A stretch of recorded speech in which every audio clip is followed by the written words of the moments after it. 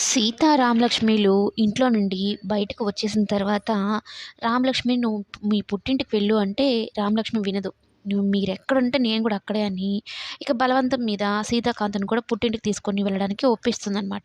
అయితే కలిసి వెళ్తారు.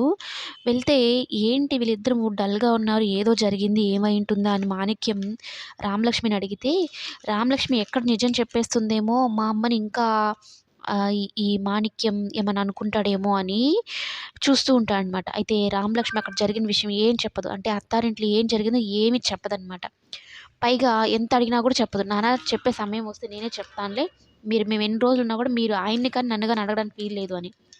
అయితే రామలక్ష్మి వాళ్ళ అమ్మొచ్చి, "అల్లుడు గారు భోజనానికి కూడా రాలేదమ్మా. ముభావంగా ఉన్నాడు. ఎందుకంత డల్‌గా ఉన్నారు నువ్వేనే చెప్పు" అంటే నేను తీసుకొస్తానులే భోజనానికి అని చెప్పని వెళ్ళి పింకీతో ఒక ప్లాన్ ఏస్తుందనమాట. పింకీ భోజనం చేయకుండా మారం చేస్తుందన్నట్టు, బావ తింటేనే నేను తింటాను అంటున్నట్టు ఇలా చెప్తుందనమాట.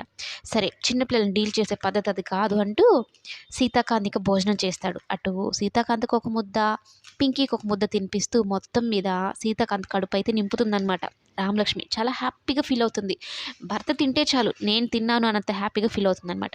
ఇంకా ఆ తర్వాత అక్కా చెల్లెలిద్దరూ చూసుకుంటూ, నవ్వుకుంటూ వర్కౌట్ అయింది కదా మన ప్లాన్ అని చెప్పని హ్యాపీగా ఉంటారు.